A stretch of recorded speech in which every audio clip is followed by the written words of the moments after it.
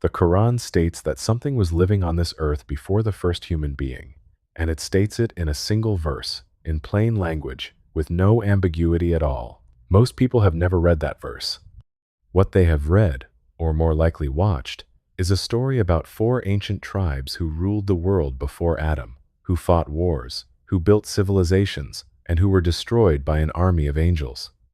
That story is told with tremendous confidence, usually with names attached, and it circulates in tens of millions of views across every platform.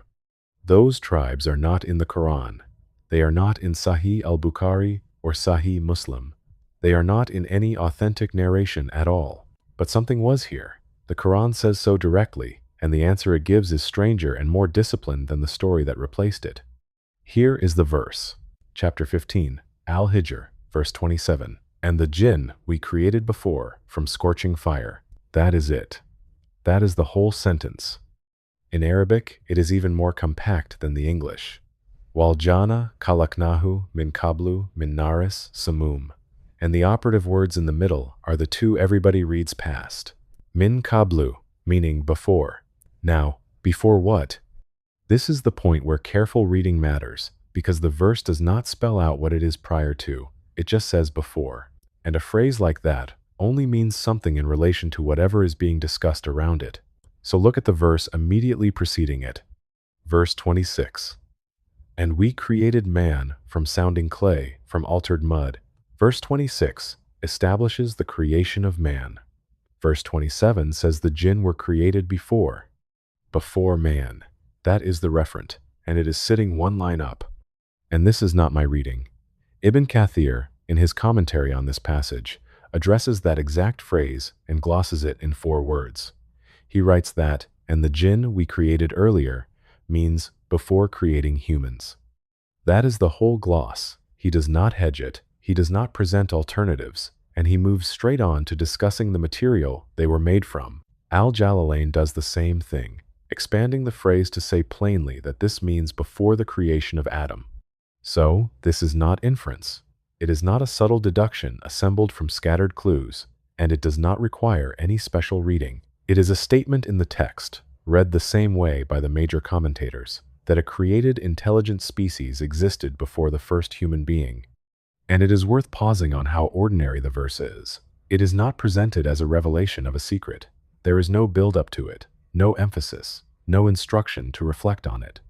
It sits in a passage about the creation of Adam, and it delivers the information in half a line, as background, the way you would mention the weather. One of the more remarkable claims in Scripture, and the Quran does not raise its voice for it. And there is a supporting detail in the same passage worth noticing, because it shows the verse is not a throwaway line. The 2 verses are constructed in parallel. Verse 26 gives the creation of man and names the substance. Verse 27 gives the creation of the jinn and names the substance. Same structure, same shape, one after the other. The Quran is deliberately putting the 2 creations in the same frame so that you compare them. If verse 27 were merely incidental, it would not have been built to match the verse above it. That fact alone should reframe how you picture the opening of human history. There was no empty stage. Adam did not arrive into a world that had never held a thinking creature. Something with will, capable of obedience and disobedience, was already here. Now, what exactly was already here, and how do we know they were different in kind rather than just earlier? That brings us to the architecture, and this is where the Quran gets genuinely precise. Chapter 55, Ar-Rahman, verses 14 and 15, place the 2 creations side by side in consecutive lines. He created man from clay like pottery, and he created the jinn from a smokeless flame of fire. 2 verses, back to back, 2 creations, 2 substances. The chapter is deliberately setting them next to each other, so the contrast is unavoidable. And then, a narration in Sahih Muslim completes the set with a 3rd. The angels were created from light. The jinn were created from a smokeless flame of fire. And Adam was created from what has been described to you. 3 creations, 3 materials, and they are light, fire, and clay. Now hold those 3 materials in your head and notice what they actually are, because the choice is not arbitrary. Light has no substance you can hold. It does not resist you, It does not have a location you can point to in the way a stone does, and it does not change. That is the angels. Fire is the middle term. It is real, it moves, it consumes. It is difficult to contain, and it does not hold a shape. It is the least stable material of the three, that is the jinn. And clay is the heaviest. It is inert, it stays where you put it, and it is the only one of the three that is straightforwardly of the earth. You can dig it out of the ground with your hands. That is us. The Quran is also unusually specific about the clay.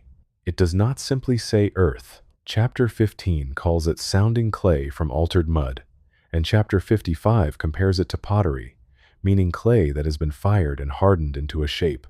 Ibn Abbas, Mujahid, and Qatada are all recorded discussing what the term means. Ibn Kathir notes that the point of the description is to indicate the noble origin of Adam rather than to demean it, which is worth saying because a substance you scrape off a riverbank does not sound like a compliment. The material of the jinn gets the same specificity. Ibn Abbas described the smokeless flame as the kind that kills. There is also a report from Abdullah ibn Masud, may Allah be pleased with him, that this particular flame is 1 part out of 70 of the fire the jinn were created from. Neither substance is described casually. 3 substances, arranged from the least material to the most, and the creation sequence in the sources runs the same direction. Angels, then jinn, then man. The Quran is not giving you a story here. It is giving you an order. And notice what that order does to a very common assumption. A lot of people carry a vague sense that human beings are the pinnacle, the final and best thing made, arriving at the top of an ascending scale. The material sequence runs the other way. We are the densest, the slowest, the most tied to the ground, and we arrived last. There is one more implication of that ordering worth drawing out. The jinn are the middle term in every sense. They sit between light and clay in substance. They arrive between the angels and us in sequence, and they share properties with both. Like the angels, they are ordinarily invisible to us. Like us, they can obey or refuse. That middle position is the reason they occupy so much space in Islamic thought, and so much space in the imagination generally. They are the only created beings we are told about, who are near enough to be relevant and hidden enough to be unfalsifiable. Which is precisely why stories attach to them so easily, and why the discipline in this subject matters more than in most, which also makes what happens next in the story genuinely strange, and we are coming to that. Because, at the moment of Adam's creation, the entire order gets inverted. The beings of light are commanded to prostrate to the being of clay. And the one who refuses is the one made of fire, and his stated reason for refusing is exactly the hierarchy we just walked through. He argues that he is better because he was made from fire and Adam from clay. He was reading the materials the same way you probably did 30 seconds ago. And the Quran records that reasoning specifically in order to show it failing. But first, the honest limit. The Quran tells you that the jinn were created before man. It tells you what they were made from. It tells you they possess will, because the entire episode with Iblis depends on a creature being commanded and refusing. And Al-Kahf verse 50 tells us plainly that Iblis was of the jinn, and then it stops. It does not tell you how long they were here. It does not tell you how many of them there were. It does not tell you where they lived, whether they built anything, whether they had languages or nations or history. It does not describe a single event from that period. Not one. In a book that describes the Ark of Nuh, the staff of Musa, the prison of Yusuf, and the exact dimensions of a wall built between 2 mountains, there is no incident, no name, no place, and no date from the entire era before Adam. That is a conspicuous silence in a text that is not generally shy about detail. The Quran says what came before. It does not say what they did. That silence is the space the 4 tribes rushed into, and we will get there. But before we do, there is one verse in the Quran that appears to lift the corner of that silence, and it has been the subject of scholarly disagreement for over 1,000 years. Chapter 2, Al-Baqarah, verse 30. And when your Lord said to the angels, "Indeed I will make upon the earth a successive authority," they said, "Will you place upon it one who causes corruption therein and sheds blood, while we declare your praise and sanctify you?" He said, "Indeed, I know that which you do not know." Read the angel's line again, and let it be as strange as it actually is. God announces that he is going to place a Khalifa on the earth. That is the announcement. There is nothing in it about corruption, nothing about bloodshed, nothing about behavior of any kind. And the angels respond by asking about corruption and bloodshed. Where did that come from? That is not a rhetorical question. It is the actual interpretive problem in the verse, and it has occupied commentators for over 1,000 years. Nothing in the sentence they just heard mentioned it. They have been told that a being is going to be placed on the earth, and their immediate response is a specific and rather grim prediction about what that being will do. Not a general worry. Two named behaviors. There is a second oddity in the same verse that usually goes unremarked. The angels do not only predict the behavior, they then contrast it with themselves. While we declare your praise and sanctify you. So the response has two parts. A prediction about the new creation and a statement about their own conduct. Whatever prompted the first part, the second part indicates they understood the announcement as being about who occupies the earth and what that occupant is for. That is a genuine puzzle in the text, and the commentators treated it as one. Ibn Kathir, in his commentary on this verse, gives several explanations, and I am going to give them to you the way he gives them, because the way this material is usually presented online collapses four positions into one. The first explanation is that the angels reasoned it out from the material. They had been told the new creation would be made from clay, and from the nature of that substance, from what a being of earth is like, they drew a conclusion about how it would behave. Ibn Kathir writes that the angels knew this according to their understanding of human nature, since God had stated he would create man from clay. Under this reading, the angels are not reporting history, they are inferring from physics. And that is less strange than it sounds. A being of pure light, being told that the next creation will be assembled out of wet ground, is being told something about limitation. Clay is bounded, it competes for space, it decays, and it can be damaged. Beings made from a scarce and perishable material will end up in conflict over that material. You do not need to have witnessed anything to see where that goes. The second explanation is linguistic, and it comes from Al-Qurtubi. The word used is khalifa, and that word carries within it the sense of one who judges between people, who settles disputes and prevents injustice. Now follow that. If a being is being appointed to judge disputes, then disputes are going to exist. If it is appointed to prevent injustice, then injustice must be possible. The job description implies the problem. So, under Al-Qurtubi's reading, the angels heard a single word and correctly deduced from it that the creature being appointed would be one that quarrels, and they asked about it. That is not history either, that is grammar.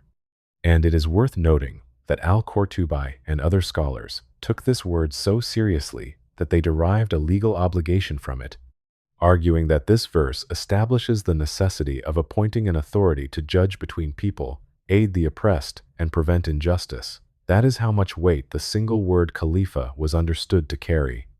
The third explanation comes from Qatada, and it is the simplest. He held that God had informed them. They knew because they had been given knowledge of it, and their question was a request to understand the wisdom rather than an objection to the decision. Under that reading, the shape of their question is roughly this. We understand there will be corruption.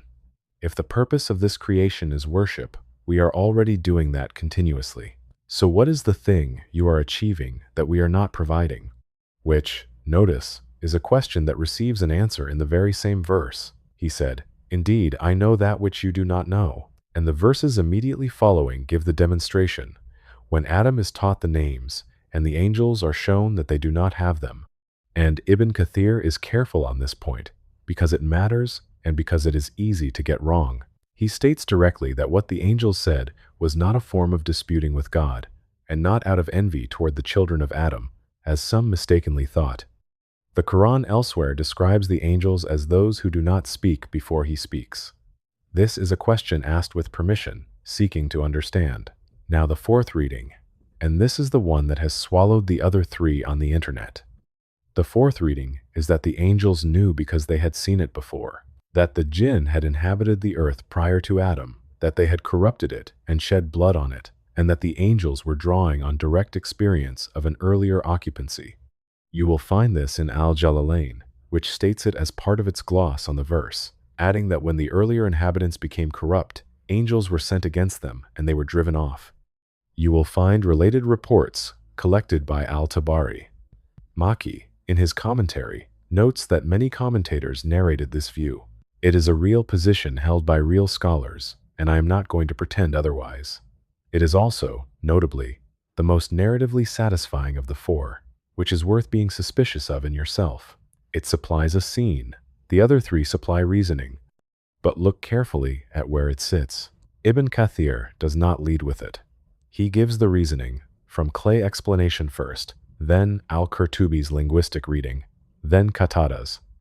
The reading that has become the entire subject on YouTube is not the one the most widely used Sunni commentary puts at the front. And that ordering is information.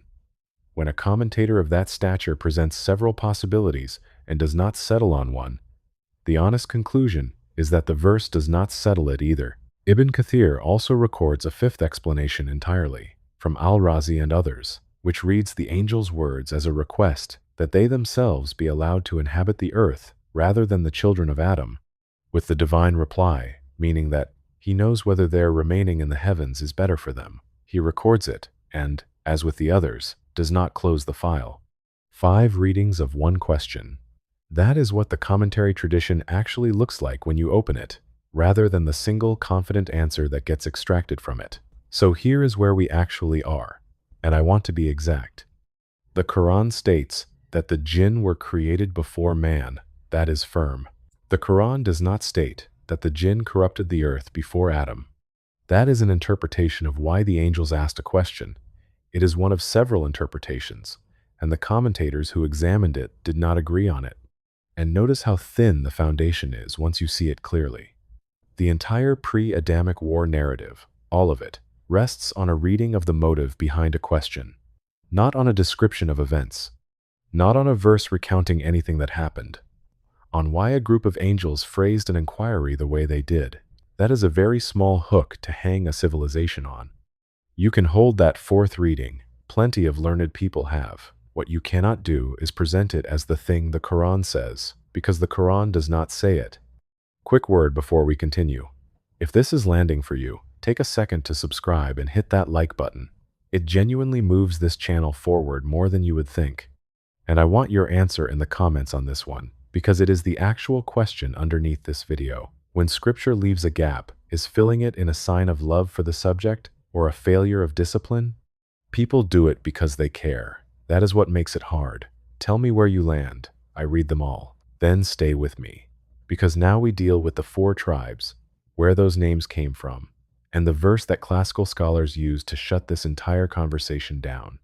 Back to the tribes. The names are Hin, Bin, Tum, and Nasnas. I am saying them once, plainly, because you have almost certainly heard them, and pretending otherwise would be strange.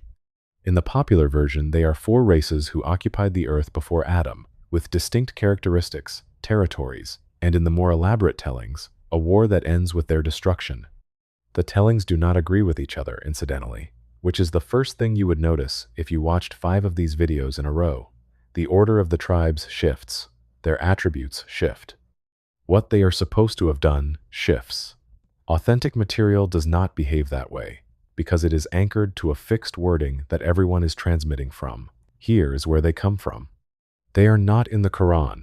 No verse names them, alludes to them, or contains anything that could be read as a reference to them. If you take a concordance to the Quran and look for these words, you will not find them, because they are not there. They are not in Sahih al-Bukhari. They are not in Sahih Muslim. They are not in the Sunan collections as authentic prophetic narrations. There is no chain running back to the Prophet, peace be upon him, for any of it, which means there is nothing to grade. This is not a case of a weak hadith. It is a case of no hadith. What they are is material that appears in early commentary literature, traceable to figures including al-Sudi and later al-Thalabi, and to reports transmitted in al-Tabari's enormous collection, some of them attributed to Ibn Abbas. May Allah be pleased with him. Take the last of those 4 names as an illustration, because it is the one that gives the game away. Nasnas is not an invented word. It appears in classical Arabic lexicography and in Arabic folklore as a term for a strange creature of the wilderness, part of the general stock of stories that circulated in the region long before and long after the revelation. It is a folkloric word, that got recruited into a scriptural narrative. That is characteristic of how this material assembles. Existing regional stories, existing names, gathered up and attached to a gap in the text where nobody could check them. And that requires a word about what Al-Tabari's commentary is, because the same misunderstanding that surrounds Al-Isabah surrounds this. Al-Tabari's method was to collect. He gathered the reports available to him on each verse, with their chains, and set them down. That comprehensiveness is exactly why the work is invaluable, and it is also why finding something in it does not mean it is established. A collection of everything said includes things that are weak, and Al-Tabari was not always issuing a verdict. So, material sitting in a commentary is not the same as material sitting in a Sahih. The two books are doing different jobs. One is a filtered archive with an admission standard. The other is a comprehensive record of what was said, preserved so that later scholars could do the filtering themselves. Citing the second as though it were the first is the most common single error in this entire field. Now, the category this belongs to has a name in Islamic scholarship, and the name is the whole story. It is called Israiliyat. The term refers to material that entered Islamic commentary literature from earlier Jewish, Christian, and in some cases Persian sources. It arrived in the first centuries through converts and through ordinary cultural contact, and it clustered exactly where you would predict, which is around the parts of Scripture where the Quran is brief. The Quran is brief about the period before Adam, so that is exactly where the gap filled up. And notice that this is not a slur on any earlier community. The category is descriptive rather than accusatory. It simply marks material as having entered from outside the Islamic sources, which means it cannot be used to establish anything within them, whatever its own origin or merit. Scholars distinguished within it too. Some Israiliyat agrees with what is established, some contradicts it outright, and a large middle band neither confirms nor conflicts, and the classical instruction on that middle band was to neither affirm nor deny it. The four tribes sit in that middle band, which means the correct scholarly posture toward them is not belief and not denunciation. It is to decline to build on them. And this is where something genuinely satisfying happens, because the scholar who did the most to systematize the rejection of this category is the same man we have been quoting all the way through this video. Ibn Kathir is the great critic of Israiliyat. His entire methodological program was to explain the Quran through the Quran, then through authentic narration, then through the statements of the companions, and to flag imported material as what it was. The commentary that gives us the careful four-part treatment of the angel's question is the same commentary written by the man who spent his career pulling this kind of material out of circulation. So when someone cites classical tafsir to support the four tribes, notice which classical tafsir, and notice that the most widely used Sunni commentary in the world was written specifically to counter that kind of transmission. None of this means the early scholars who repeated these reports were dishonest. They were transmitting what reached them, often explicitly noting the chain so a later reader could evaluate it. The system worked exactly as designed. The material was preserved with its provenance attached, and later scholars used that provenance to sort it. What is happening now is different. The provenance has been stripped off, and the story is being presented as scripture, and there is a cost to that beyond accuracy. A person who builds part of their picture of Islam on this material, and who later discovers it was never established, does not usually make a small correction. They start wondering what else they were told that has no basis. The damage is not in the story. It is in what happens when the story fails, which is a good reason to be told the sourcing up front by someone who is not selling you anything. And there is a verse the classical scholars reached for whenever this kind of speculation started, which is the right place to end this. Chapter 18, Al-Kahf, verse 51. I did not make them witness to the creation of the heavens and the earth, nor to the creation of themselves. Read the context of that verse, and it is even sharper. It comes immediately after the passage about Iblis being of the jinn, and it is a statement about why these beings and their offspring should not be taken as allies or authorities. They were not there. They did not observe the making of the world, and they did not observe the making of themselves. Nobody was standing there taking notes. Not the jinn, not us. The verse is doing something specific. It is closing off a source. It is saying that on the subject of what happened at the beginning, There are no independent witnesses to consult, and any claim to hidden information about that period is a claim without a foundation, which means the entire genre of pre-Adamic history has been addressed in the Quran, and the address is not a description, it is a refusal to supply one. And it is a refusal with a reason attached, which is the part that makes it more than a brush-off. The reason given is testimony. Nobody was present. That is an evidentiary standard, applied by the Quran to itself, in a verse about not taking unreliable authorities as guides. The book is modeling the same discipline it is asking of you. Now, is that disappointing? I want to take that seriously rather than dismiss it, because the appetite behind these stories is not a bad appetite. Wanting to know what came before is one of the most human things there is. It is the same impulse that produced archaeology and cosmology and every origin story any culture has ever told. But look at what the Quran actually gives you in place of the narrative, because it is not nothing. It gives you a sequence: angels, then jinn, then man.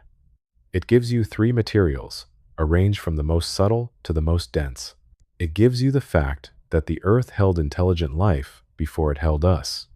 It gives you a hierarchy, and then it inverts the hierarchy at the moment of Adam's creation, and it records the objection of the one who could not accept the inversion. That is an enormous amount of structure. It just is not a story. And it answers questions people genuinely have. Why do the jinn behave the way the sources describe? Because of what they are made of and where they sit in the order. Why was Iblis's refusal about materials? Because the materials are a real hierarchy and he was reading it correctly and drawing the wrong conclusion. Why does the Quran bother mentioning the substance of each creation at all? Because the substances are the argument. None of that requires a single pre-Adamic date. And the difference between structure and story is the difference between something you can build on and something you can only repeat. Notice also what the missing information would actually give you. Suppose you knew how long the jinn were here. Suppose you had their names, their cities, the dates of their wars. What would change? Not one obligation, not one prayer, not one decision you have to make this week. The Quran is remarkably consistent about this. It supplies what bears on how a person lives, and it declines to supply what merely satisfies. The stories it does tell in detail, Yusuf and his brothers, Musa and Pharaoh, the man at the edge of the city, all have an argument inside them. A catalog of pre-Adamic tribes does not. So the honest answer to the question this video asks is short. Who lived on earth before Adam? The jinn. The Quran says so at chapter 15, verse 27, in one line, and the major commentators read it exactly that way.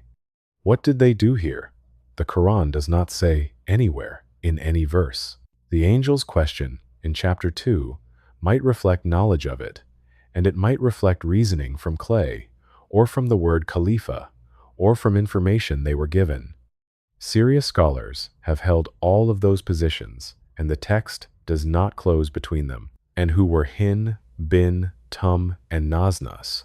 They are not a Quranic answer to any question. They are Israiliyat. They belong to a category of imported material that the tradition identified, labeled, and taught its students to recognize several centuries before any of us were born. The tools for sorting this were built 1,000 years ago.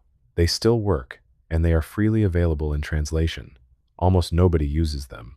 That is the part I would actually want you to take from this. Not the conclusion about 4 names, which you will forget. The method.